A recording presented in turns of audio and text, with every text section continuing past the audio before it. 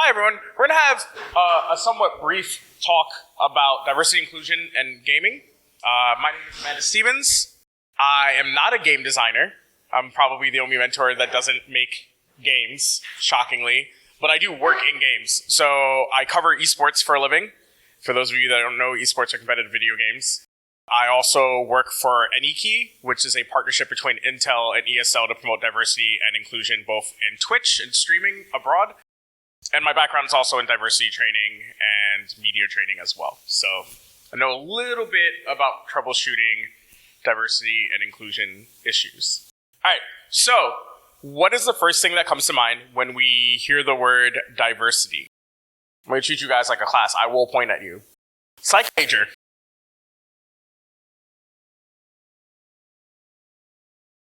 Okay.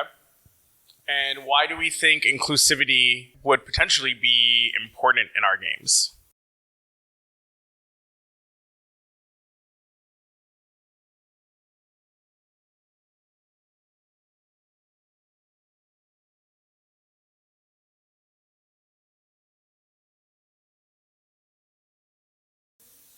Okay. So when we think about video games, what is like the most diverse cast game that you've ever played? We don't have a black female yet. No, we don't.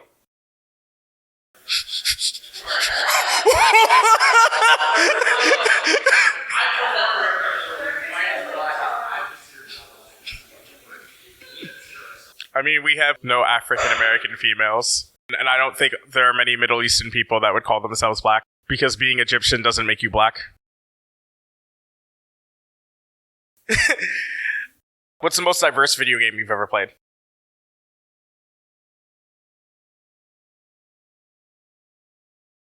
There are people in that game? I'll let it go. You know what? Fair. Even a bird and a I don't know what banjo is can smash. Bear? I think so. No, it's fine. I'm counting it. Smash. It's got like 100 characters. It's pretty diverse. Most diverse game you played.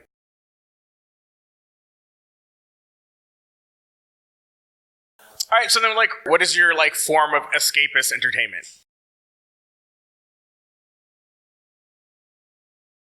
But that's what I'm saying. Like, what is your escapist entertainment? Is it comics? Is it manga? Is it TV shows? Like, what do you do when you are not in the mood to learn about schooling and instead want to do something else? YouTube? I guess YouTube by default is diverse, right? Because like you have the option to see whatever representation you want. That's fair.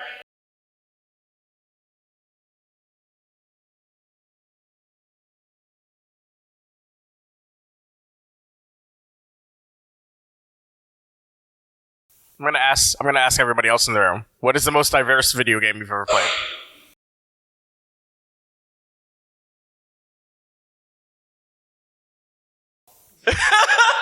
Y'all are really pushing my buttons with this Smash thing today. Mahua.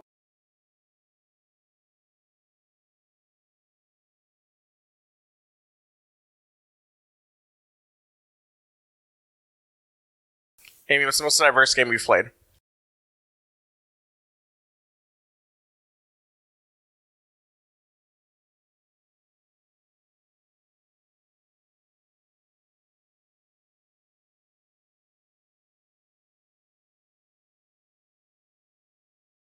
So, like, for those of us that haven't seen ourselves represented in games, how does that affect you? Like, Mahua, you said that you haven't played a game with a character that you feel reflects you.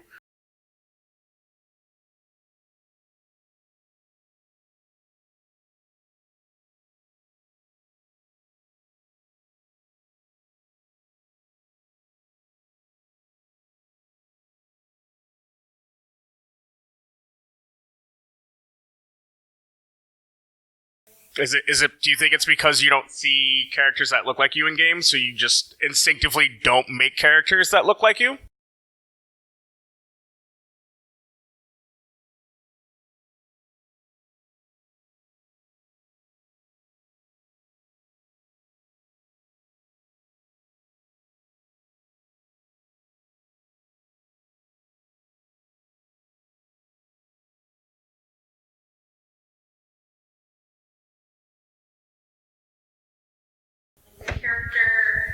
creator engine could be biased as well, right?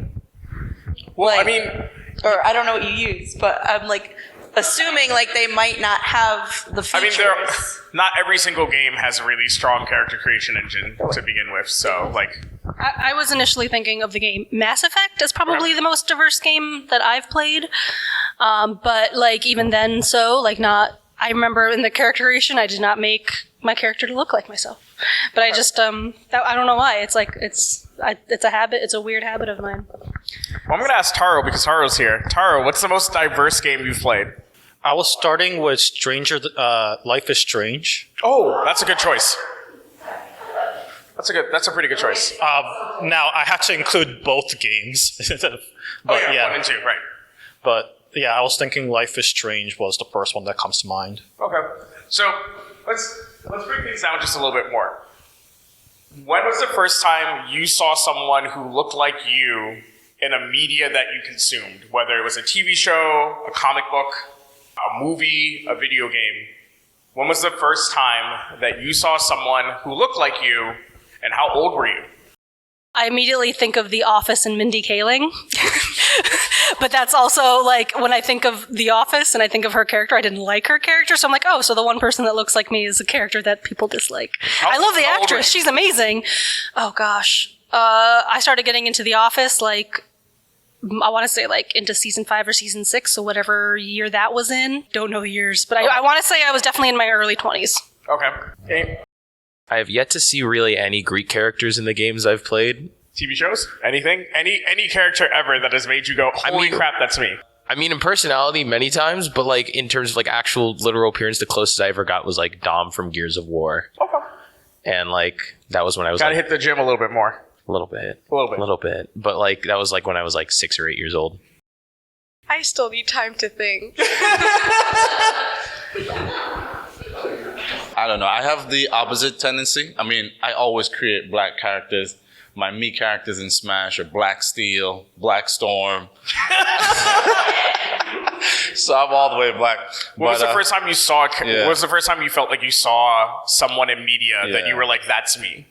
From a video game perspective, and I didn't think it was me because it was tokenism, but like Jax from Mortal Kombat and things like that. Mm-hmm. And I grew up in the Caribbean, so any media that I consumed seemed like a fantasy because all my teachers were black, the president was black, police were black. Unlike in America, where all the institutional leaders are not black at all.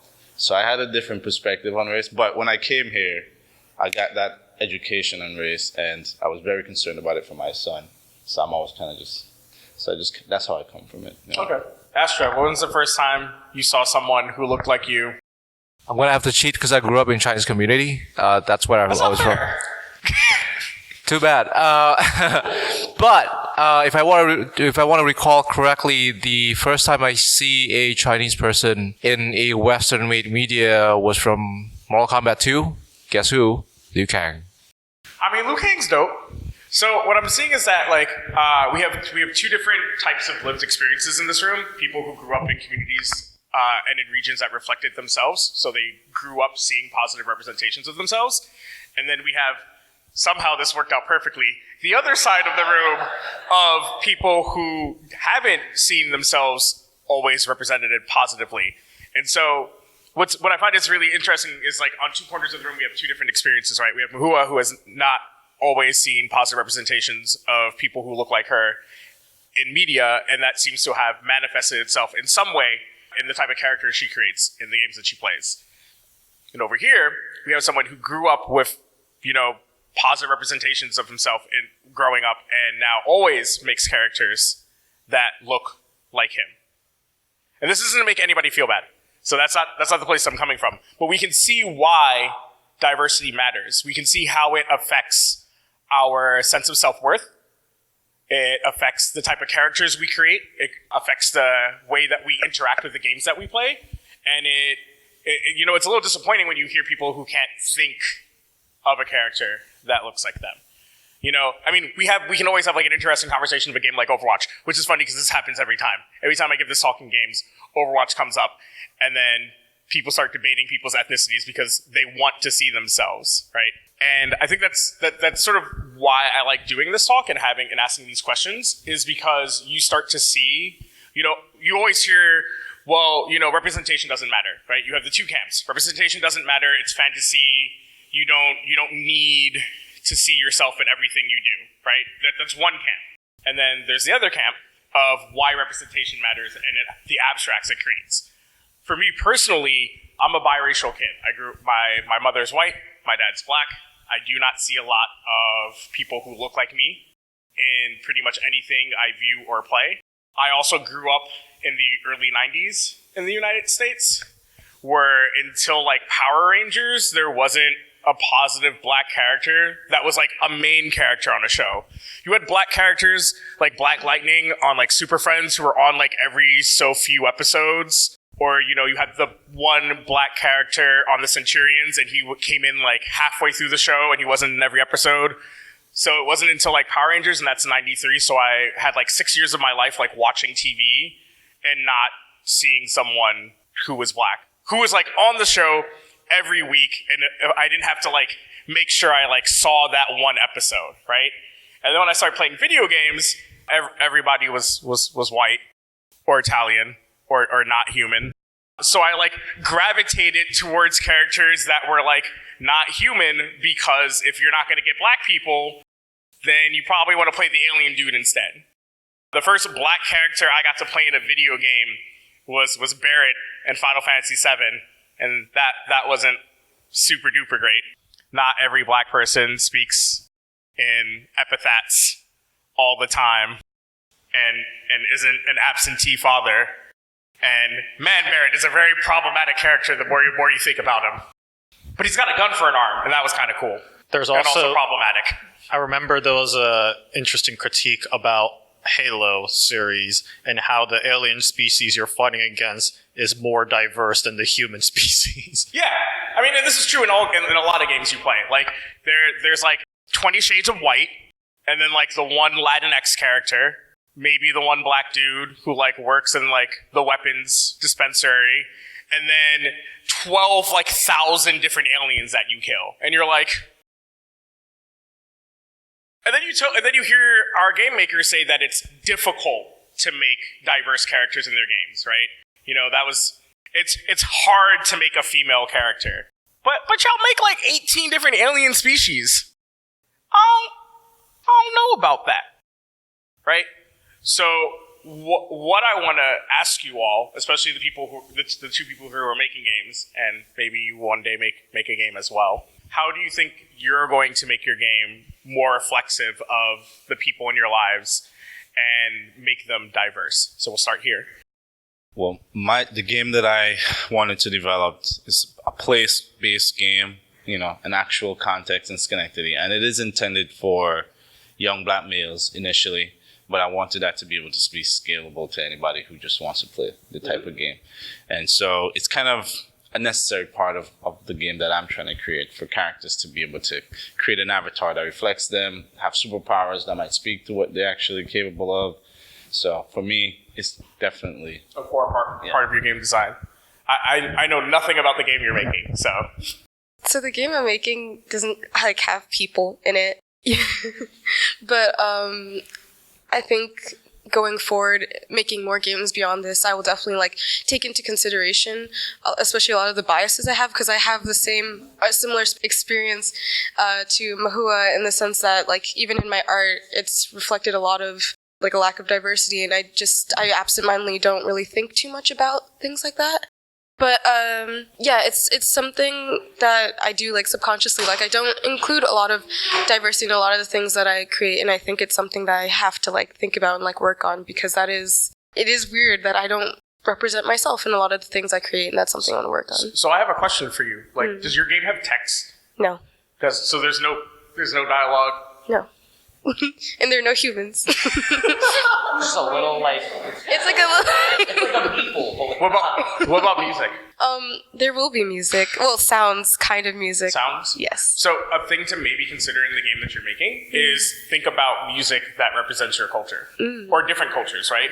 One of the things that I like about audio games is that there are different music. There's different music genres in those games, right? Like, we've all played Rock Band or Guitar Hero at some point. It's not just all butt metal the whole time, right? There's probably one track in one of those games that you think slaps, right? It's the same thing for any like rhythm game, right? Like when you play like DDR or you play Osu, right? You can put any song you want into Osu. So you can always have music that represents you in those games.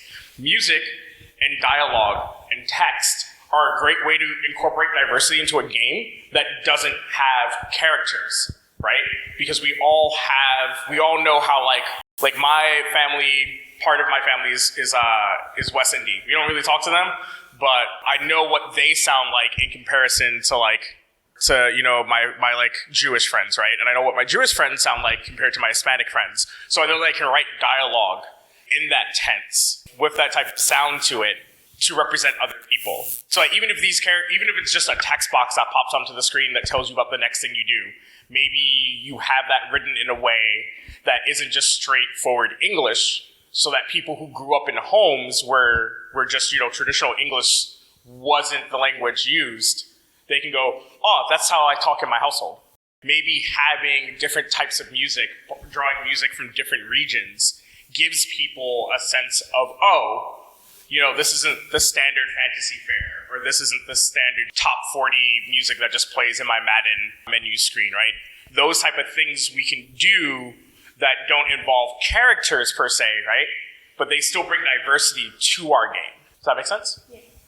So I'm going to say this in a statement, but I can also say it in a question. I don't think you have the responsibility to make something about your culture if you don't want to. That's how I feel about art. But I could also say it as, do you think it's your responsibility to make art about your culture? And anyone can answer. But I happen to think that I'm a white woman. I feel like if I make art, I don't have to make it about being a woman or about being white. And that's not my responsibility. So I don't feel like you should have that burden either. But I don't know what you guys think. When I say these things, I don't necessarily mean that you have to make a game that's reflective of your own culture. I do think that it's important as game makers, which I think is very different than art. I think art is something that you can put into the world, and whoever interacts with it can have their own experiences, right? We can't control who sees our art, right? So like we have these really cool pictures here in this room, right? The photographer has no control once they put it out there, who sees it, how they interact with it, how they interpret it, it's out there. A lot of times art isn't made necessarily for purchase, right? It's made because you want to make art and you want people to experience it in some shape or form. As game makers, we are making things directly for people, right? I think a lot of times one of the reasons why I don't always agree with games being art is games aren't always just about making it for ourselves, right? We're making it for other people to experience. I think in a lot of times we make art for ourselves, and then that says something to the people that get to interact with it. I think that when you make a game for the consumption of other people, I think you want to try to, in some shape or form, honor the fact that different types of people are going to play your game, and that if your only experience in your game is based on your own lived experience, then you're not necessarily making a game for everyone. You're making a game for people like you, right? And I think that that's somewhat problematic. I'm not saying that you're a bad person if you didn't think about people who look like me, trans people, when you're making your game. I don't think you're a bad person if you don't make a game with Chinese people in mind or Japanese people in mind. I don't think that you're a bad person for making your game just thinking about the cool game that you want to make. That's perfectly fine. What I'm saying, and what I think has been illustrated in some of the conversations we've had today, is how that sort of narrow mindset of making a game to make a game, how that affects people who play games, because it shows them that they're just never in the equation. Because by and large and overwhelmingly, the people who make games are white. By and large and overwhelmingly, the people who work in game studios are males. Right? So if those two subsets of people are the highest demographics making games, and they're not actively thinking about or actively being challenged to be diverse in their game making, then you're only getting two types of lived experiences in their games, and then that excludes other people when they play their games and when they interact with that media. And we know how powerful the media that we interact with shapes us as we grow up, as adults, how we live, right? Because sometimes we live in small communities where we don't see a bunch of different people, but we watch TV. So we formulate opinions about other people based on the TV that we watch. You know, this is why there was such a big problem in the United States in the 90s and the 80s, where, you know, the only positive representation of black people was like The Cosby Show, Family Matters, and like Living in Color, right? And then every other thing you watched had gangsters, thugs, drug dealers. That's why my parents didn't have us watch a lot of TV. As a trans person, what are the type of roles historically on TV? Prostitute, dead prostitute, mistress. What does that say to me growing up as a trans person about the type of experience I can grow up to have, right? So it's not just about, well, oh, I don't want to make a message about my game, or I don't want to bear the burden of reflecting my culture in my game. I'm not saying that you have to necessarily just reflect yourself, but I think it's very important and it's very powerful, the tool that we have in making games, to make sure that the people who interact with our games in some shape or form feel that even if their direct culture isn't represented, that something other than the standard lived experience is represented, so that they know that them, the other, isn't alone and isn't an afterthought or invalidated. How are you doing today? Can we hand her the microphone? So I'm going to ask you 2 questions. Is that okay? Okay. So the first question is, what is the most diverse video game you've ever played? Diverse? I never think about that question before. Yeah, it's tough, right? We've been cheating with Smash Bros. Smash Bros. See? Okay, that makes sense. No one's gonna question it. There was one game called Upo. I'm not sure if you can define it as diverse. It does have a lot of like different characters in it. Like I think kind of like people from different class rather than different races. That's kind of diverse, I guess. Yeah, and then my next question is, when was the first time you felt that you saw yourself represented in media? Whether it be books, anime, cartoons, TV shows, video games. Like, what exactly does that mean? I guess the first question is, did you grow up in the United States? What? Where did you grow up? I grew in China. Okay, so this question doesn't really apply to you because you grew up watching media of people that look like you, right? Yeah. See, this naturally worked out, this divide of people who grew up with media that was like them and media that was not. Y'all need to do this for me more often when I do these talks, so I can just be like, one side of the room, other side of the room. Make my life easier. Now, I think I've explained how we can make our games diverse, whether or not they have text or not, whether or not they have characters or not. I've talked about what can happen. Well, more so, you guys yourselves talked about what can happen when you don't see diversity in the media you consume.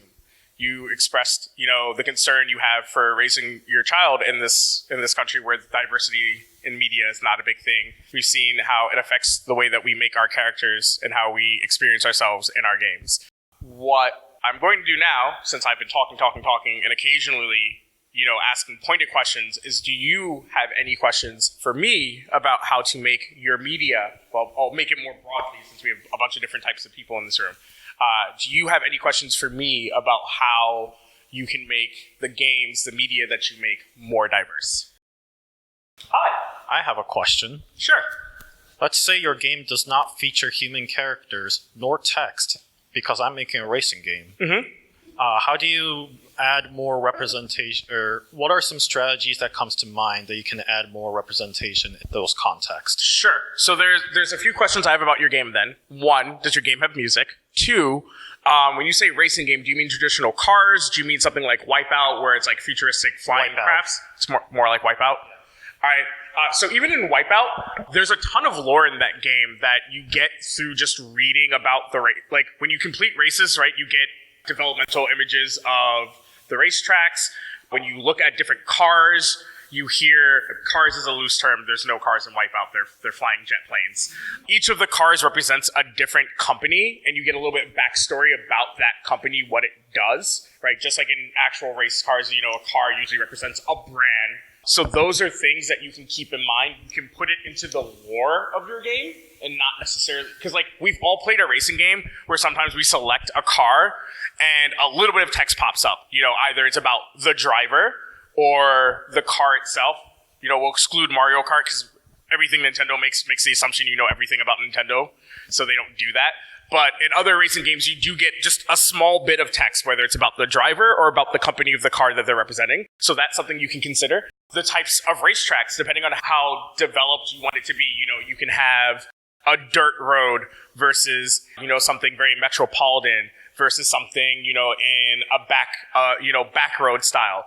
These type of things let people see like, oh, hey, like I remember seeing blank, right? It's all about triggering memories of people and their lived experiences. And if we all make our racetracks just racetracks, then we kind of can't have that. And sure, the Wipeout series is a terrible representation of that because it's all sort of in like weird metropolitan-esque venues. But I think that that's one of the reasons why I, gravitate more towards Burnout, because Burnout is backstreet racing. And so there are different cities and they take place in different parts of the world.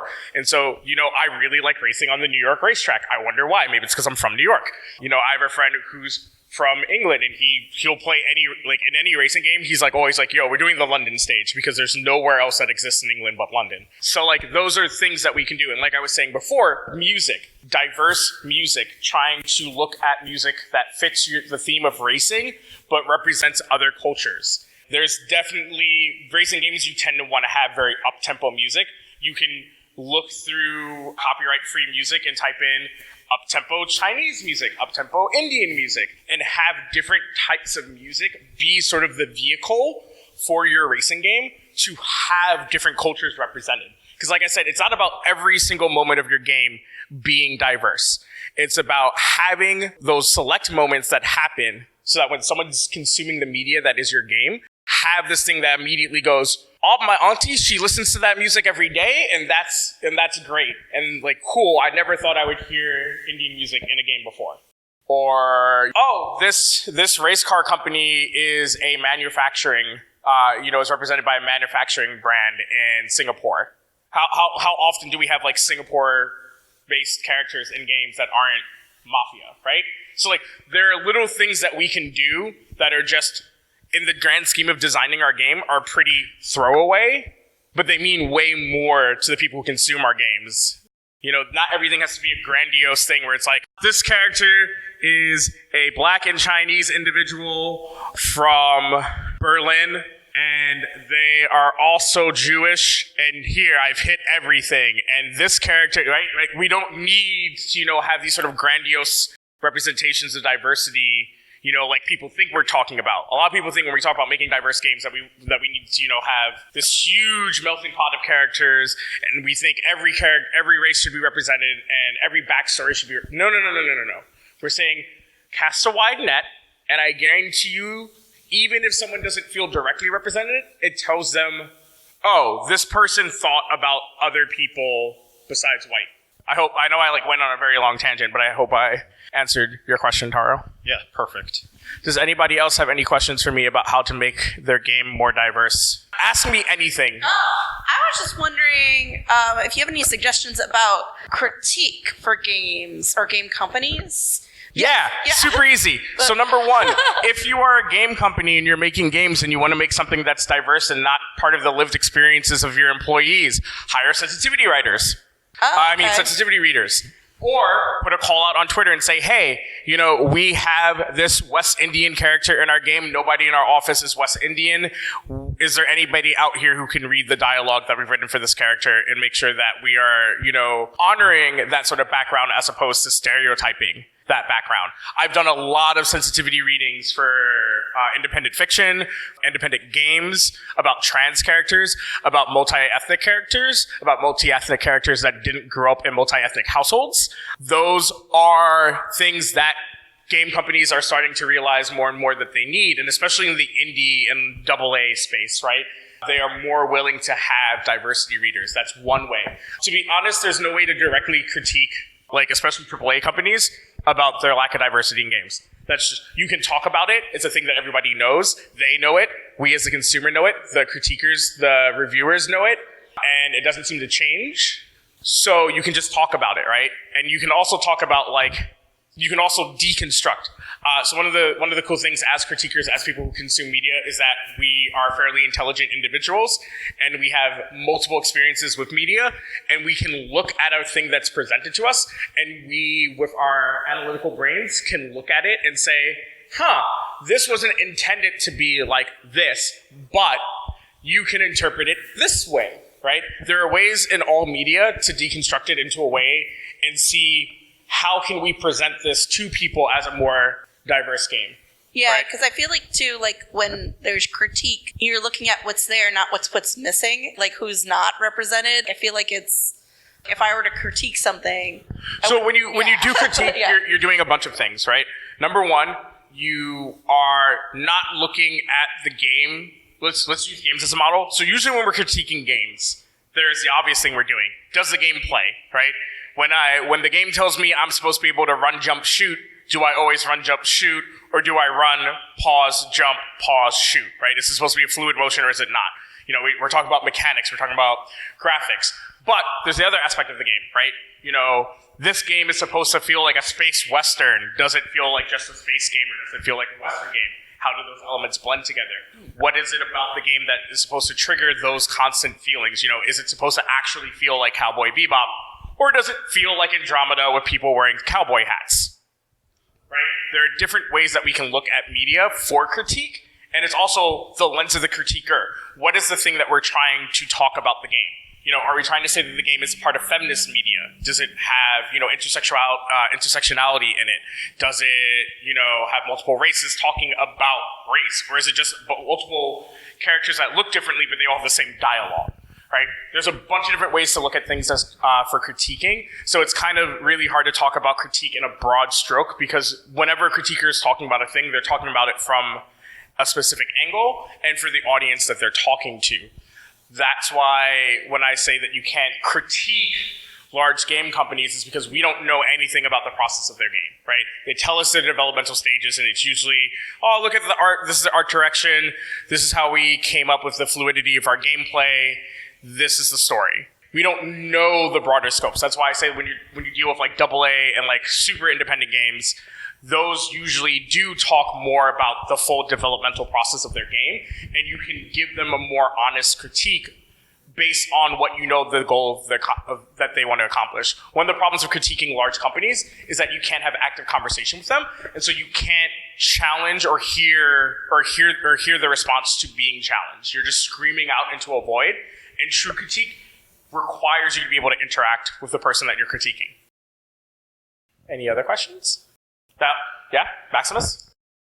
So one thing I was thinking about was, so me and my friends had a fun little chat beforehand, and it was like, not like recently, but like way back when. And one of the things we were talking about was, I don't remember what the game was, but in the game, one of the characters was supposed to be a foreigner coming to America and had Asian character broken English. And one of the things they were like, when they were speaking, they weren't familiar with the language, and you know, they were trying to represent that in the game with like what is like very messed up English and like, or how they were going about it. And a lot of people complained was like, this is racist, this is like so-and-so. And I'm like, but this is an actual thing that people go through. I have friends who have this kind of experience. They're like, no, those are what my parents sound like when they talk. Like, that's really accurate. And I was just like, where would the line be drawn? Like, I know my Greek family, when they come to America and try and speak English, they have their own broken English for everything. And I'm like, I know if I heard that in a game, I personally wouldn't be offended by it if it was like, yeah, we're trying to represent what that's like, trying to talk to them, but it's like, where does that line? What would you consider that like in terms of like? So,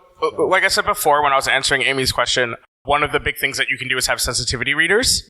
You know, like I said, getting people that's their lived experience talking to you about, does this feel accurate? Now, unfortunately, like all art and all media that's broadly for consumption, we have no control over how it's going to affect other people.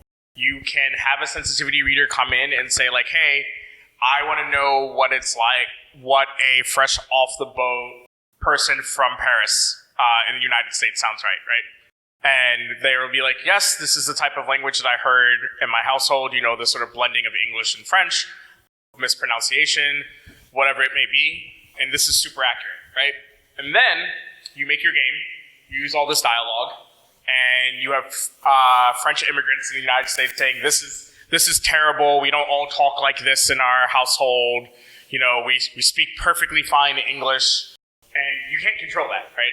So the idea of there being like a way to toe that line is just sort of impossible, because similar to, you know, the fact that I don't really like wearing sweatpants outside of the house, I know that some people, that's their jam, right? Like they wear sweatpants outside the house. When my students come into my classroom wearing sweatpants, I feel a little disrespected as a professor, because I want you to come to my class like you're coming to work, and I view sweatpants as laziness. But like, that's not how everybody else views sweatpants, right? So like, who's right? Me, the person who thinks that sweatpants are unprofessional and you shouldn't wear them in the classroom, or the people who wear sweatpants everywhere? Do you see what I mean? Like, traditionally, sweatpants are not viewed as workwear. But in the context of a classroom, is a classroom work. So the same thing with our games. In the context of the game world that we've created, yes, this might be an accurate representation of how a fresh off the boat Asian person speaks their English. But does that mean that we have any control over how that affects the people who consume our media? We don't. We can do everything we can with good intentions to make sure that when we are trying to create diverse lived experiences in our games, that, you know, they're as authentic as possible. That doesn't mean that we're not going to potentially cause other people to feel offended. That's just an unfortunate thing about creating media and different lived experiences. Sure.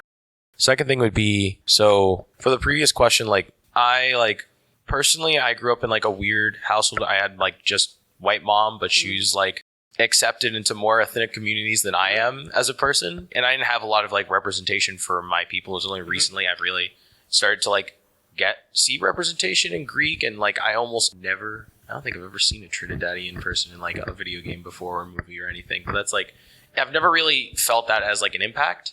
But one thing like I always wondered, or like I always argued in some games, was like one thing that popped up in like The Witcher was me and a couple friends got into an argument about it, and they were like, you know, it's racist, they didn't put any black people in it. But I was like, I thought it was okay because it was like they were writing in the times in the area or the like where it was written in, like, let's say it was based in Sweden. It's like the ethnic diversity there is low or something like that. And I was just like, I thought that was fair. But in somewhere like America, if you're making a game and there's like 2 black people in the entire city, that seems like, you know, you're not really trying to be diverse. You could diversify that. I'm like, in terms of like, would area matter, and like, how does that feel in that case? Like, should that be considered? Is that in itself against the rules, or like that thing to do? Sorry. Go ahead. No, you're good. I answer it this way. No country, no region is single ethnic. There are black people living in Jerusalem. There are Hispanic people living in Jerusalem. They're probably like 0.1% of the populace in the census, but they're there. And if you walk around in Jerusalem, you'll see them.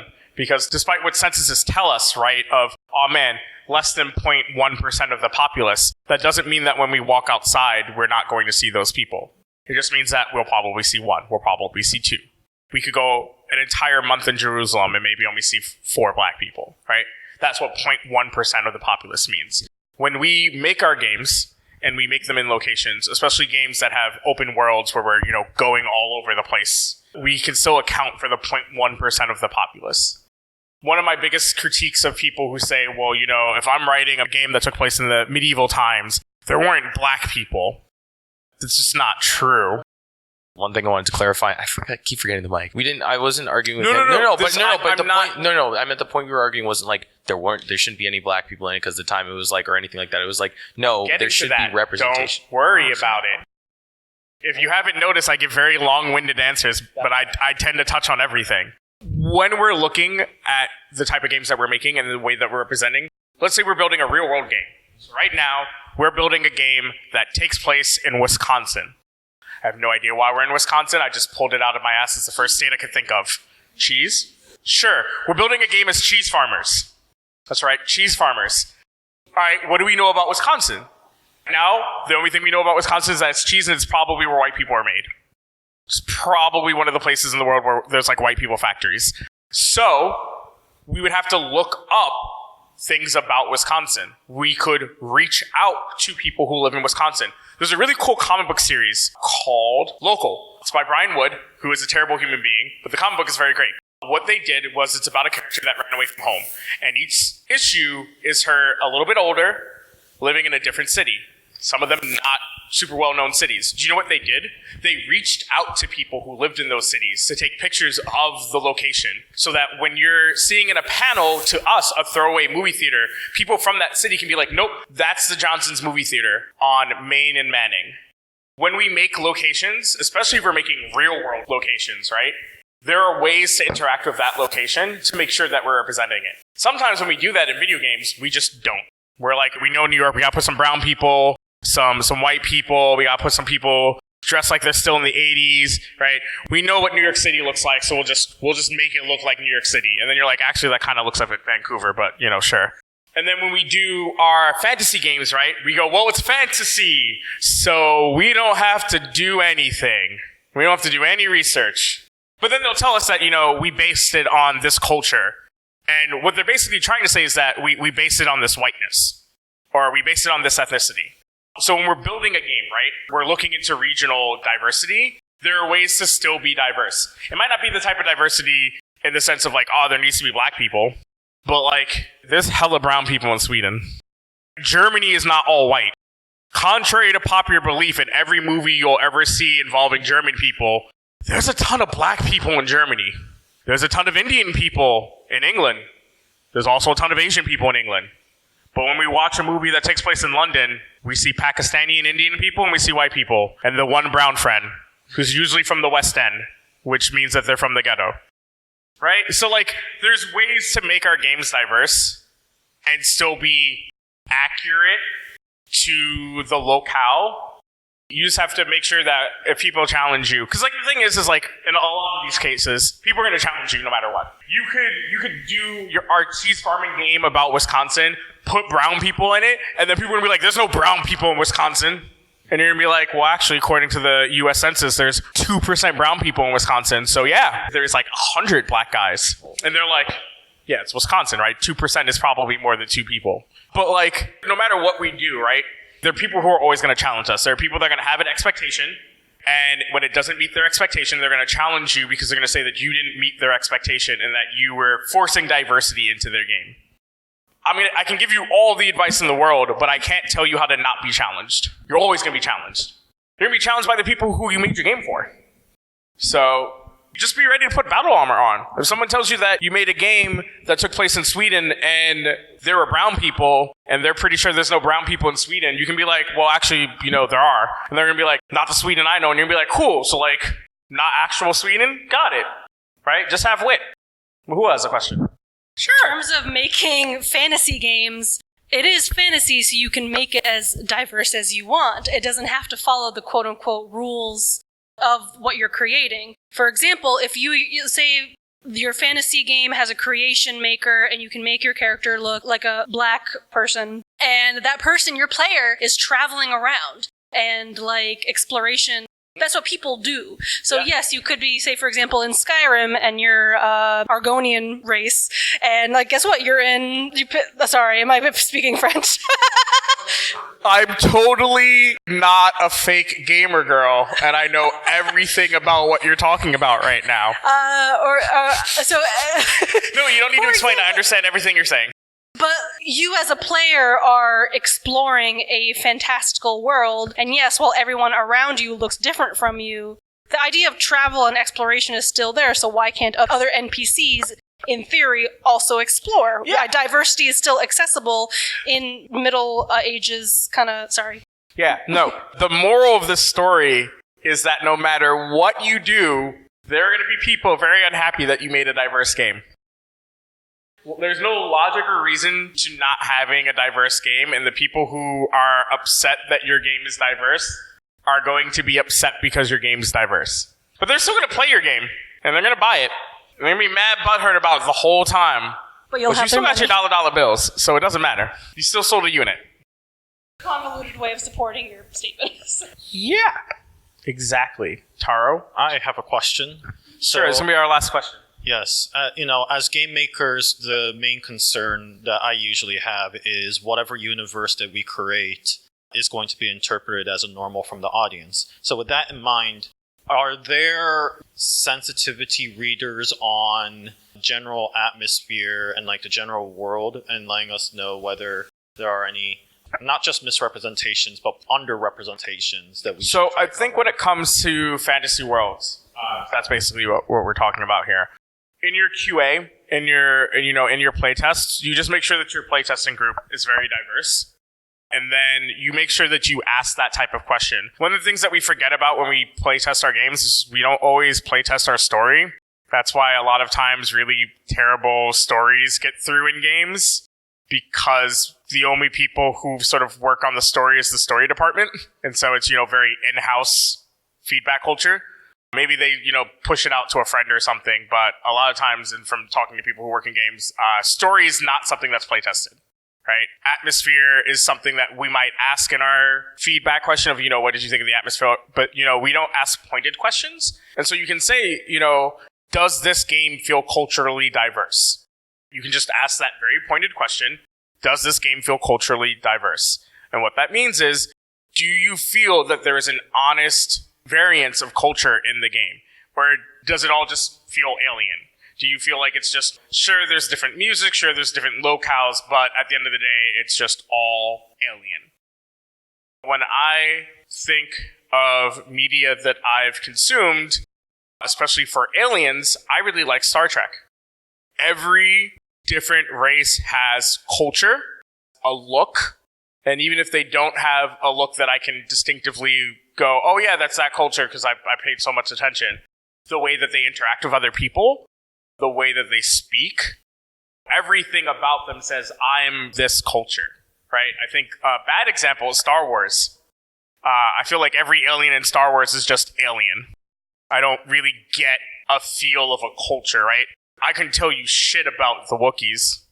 Like, there's a whole bunch of cool stuff in the extended universe, but we're just talking about the movies, right? So, there's nothing in a Star Wars movie that explains to me, what the culture of the Wookiees are. I know that they have laser crossbows. And they're 80% hair. That's about all I can tell you.